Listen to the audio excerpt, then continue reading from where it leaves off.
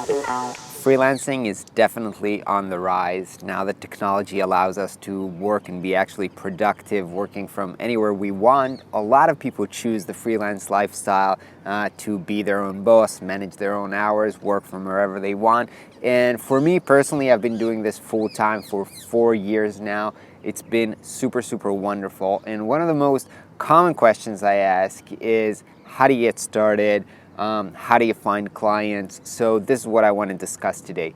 I think the most important thing to understand before going into freelance is that freelance is actually a relationship business. So it doesn't really matter if you're selling design, development, consultation, whatever it is that you're selling.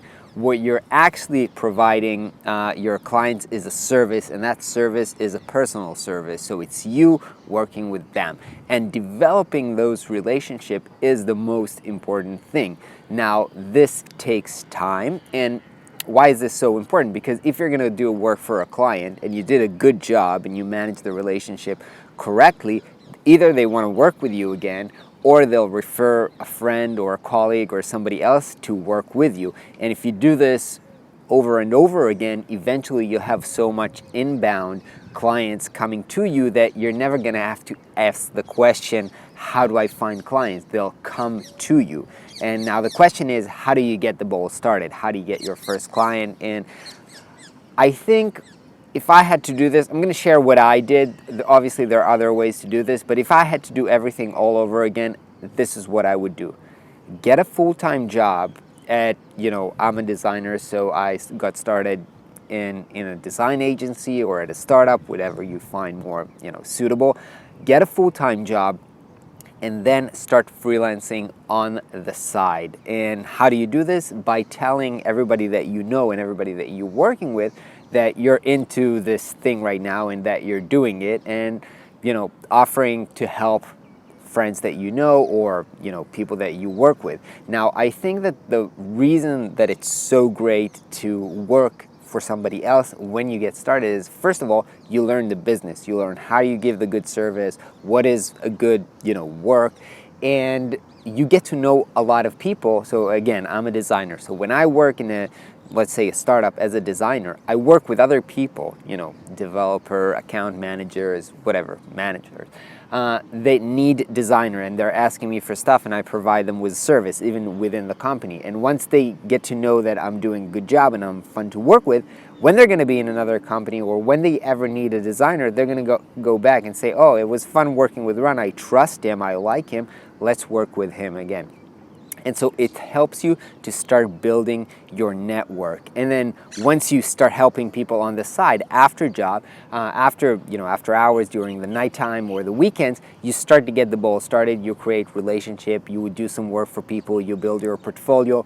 And over the long term, after a lot of time, that inbound might be enough and sufficient for you to go full-time freelancing. I think, I moved to full-time freelancing after doing part-time freelancing for over 10 years.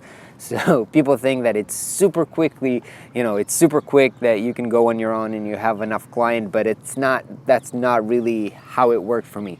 I know people who just, out of school or for their first job got started freelancing. It's very, very risky. I would probably not do it. It depends on your situation. You know what? If you don't have a lot of responsibilities, you're just out of school, you got some savings lined up so you can use if you don't have many clients, maybe you can do that. Some people did it and they were successful. Not a lot.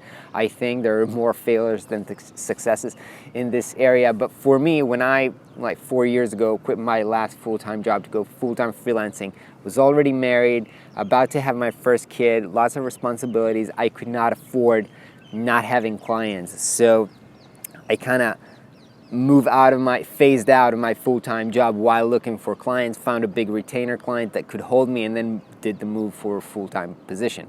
So again, what I would do is get a full-time job. But let's say that you're living somewhere where you don't have many opportunities and you can't get a full-time job. What would you do? I would probably start working on my portfolio, building kind of like fake works or self-initiated projects to build up my portfolio. What I would not do is get on sites like Upwork and start doing really, really cheap cheap projects to get the ball started. And the reason is that if you want to work with good clients, they are very, very different from, let's say, cheap low-end clients. And what will happen if you get started working with low-end clients, cheap clients, even if you do a good job, they're just going to refer you to their friends who are also cheap low-end clients. And if you don't want to position yourself, it will be very, very hard to move up from low-end client to high-end client, which is probably what you want to do. So this is maybe even impossible because all of your portfolio will be cheap with clients who don't really value your work. You won't have the resources to do amazing work. So I would kind of do amazing work on my own terms, whether it's volunteering to work for other people for free or doing self-initiated project, build great enough project to get started working with great clients from the get-go. Because if you work with great clients from the get-go, then your portfolio shows great work and they will refer other great clients to you.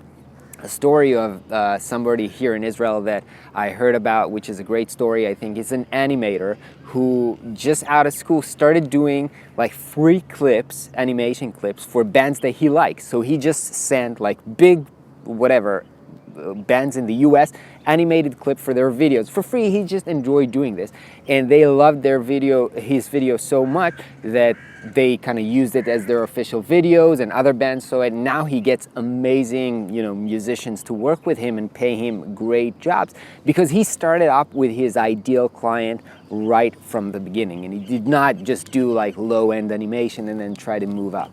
So that's my advice. That's how I would do it again. I would get a full-time job to try to learn and experience and grow my personal network and people that know me, build my portfolio with great quality work, not low-end work, and then get the ball started. Take into consideration, this is a long process. Building relationships and getting inbound clients to refer back to you.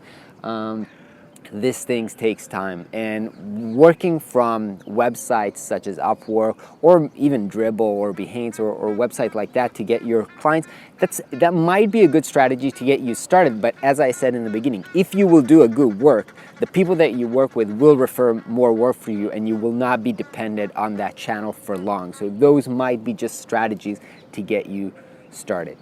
All right. Hope this was useful for you guys. I'm thinking about doing a whole series about getting started with freelancing and how to build your freelance business. So if you like that, be sure to subscribe, and I will catch you guys tomorrow.